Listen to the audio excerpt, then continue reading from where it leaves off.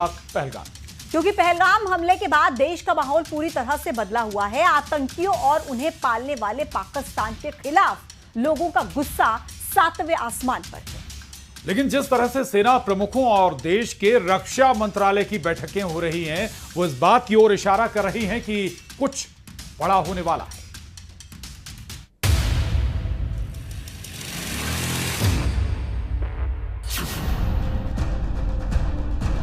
बस कुछ घंटों का इंतजार,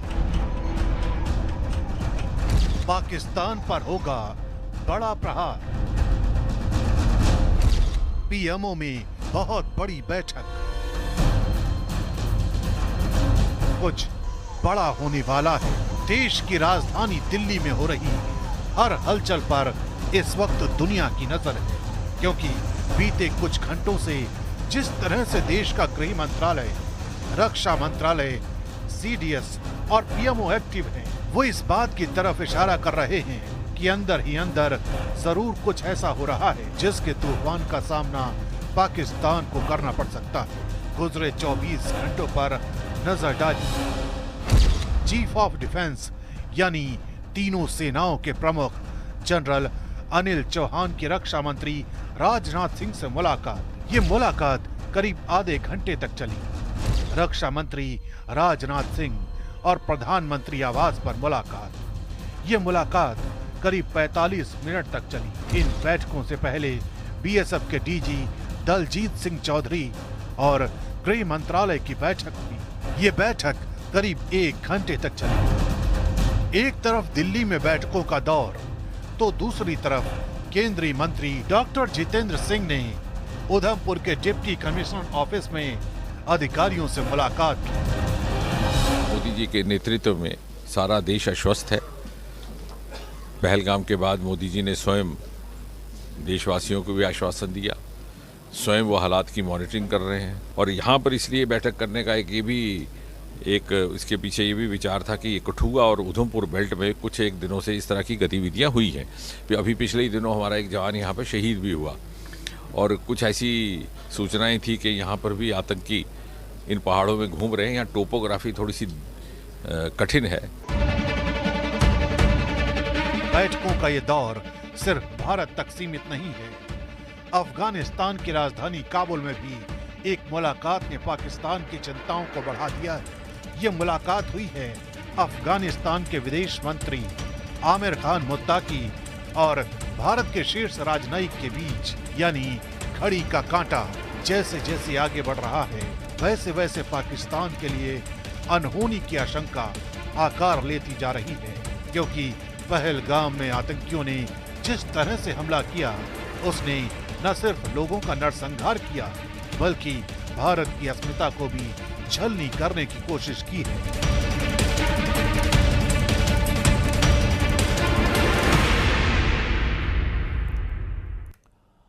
और जम्मू कश्मीर से आतंकियों को पूरी तरह से खत्म करने के लिए लगातार एक्शन लिया जा रहा है। टोटल वाइप आउट ऑपरेशन चलाया जा रहा है। पहलगाम में हमले के बाद से ही आतंकियों और आतंकियों के साथियों पर एक्शन हो रहे हैं। और इस बीच न्यूज़ 18 की टीम ने कश्मीर जाकर देखा कि ग्राउंड जीरो पर हाल क्या है।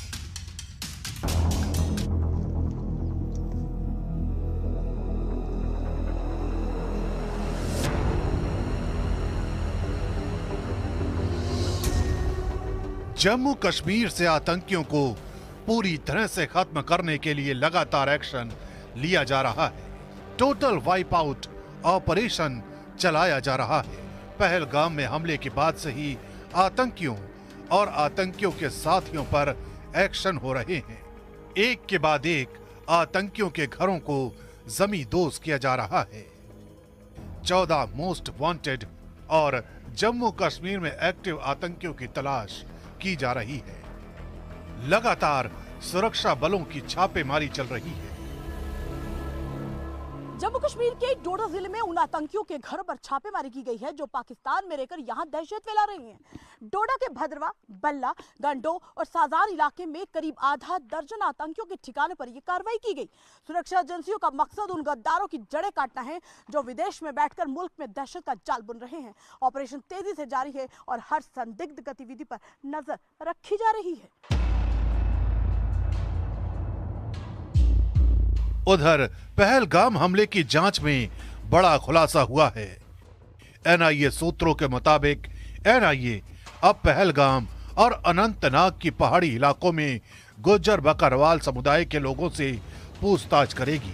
बताया जा रहा है कि पिछले 2 सालों में आईएसआई ने इन इलाकों में कट्टरवाद फैलाने और मस्जिदों की संख्या बढ़ाने की साजिश रची है। खुफिया सुरक्षा एजेंसी सूत्रों के मुताबिक पिछले 2 सालों में 60% तक नई मस्जिदों बनाने का इजाफा हुआ है गुज्जर बकरवाल रिहायशी इलाकों में, और अब उन पर नजर है जो फंडिंग करते हैं। शक ये जताया जा रहा है कि बाहर के शहरों से जहां मस्जिदें बनती हैं वहां फंडिंग की जाती है और यह पाकिस्तान समर्थित ओवरग्राउंड वर्कर होते हैं जो फंडिंग करते हैं। वहीं पहलगाम हमले की हो रही जांच में अनंतनाग पुलिस ने 9 लोगों को हिरासत में लिया है। इन 9 लोगों ने पहलगाम हमले के बाद मृतकों का बड़े ही आराम से वीडियो बनाया था। वीडियो बनाते समय देखा गया था कि ये इत्मीनान से वीडियो बना रहे थे। इन पर आतंकियों के साथ मिले होने का शक है। इतना ही नहीं, अगर भारत की तरफ हलचल तेज है तो पाकिस्तान में तो खलबली मची हुई है। एलओसी और इंटरनेशनल बॉर्डर के पास पाकिस्तानी आर्मी के जवानों की मूवमेंट देखी गई है। आम ट्रकों में पाकिस्तानी सेना के जवान एलओसी और इंटरनेशनल बॉर्डर के पास पहुंच रहे हैं। पाकिस्तान ने बंकर के अंदर जवानों को रहने की हिदायत दी है। बंकरों में रहकर निगरानी करने के आदेश दिए गए हैं। रावलपिंडी में मौजूद 10वीं कोर को अलर्ट पर रखा गया है, जबकि इंटरनेशनल बॉर्डर के सामने सियालकोट डिवीजन को हाई अलर्ट पर रखा गया है। वहीं एलओसी के दूसरी ओर पाकिस्तानी सेना पीओके के गांवों को खाली करा रही है और सादी वर्दी में अपने जवानों को तैनात कर रही है। भारत में हो रहे एक्शन की वजह से पाकिस्तान के लोगों का पाकिस्तान वापस जाने का सिलसिला जारी है। यानी भारत और पाकिस्तान के बीच में तनाव चरम पर है। दोनों तरफ तैयारियां तेजी से चल रही हैं। भारत की ओर से लगातार पाकिस्तान पर सख्त कार्रवाई की जा रही है और अगले कुछ दिन में कुछ बड़ा होने की आशंका जताई जा रही है।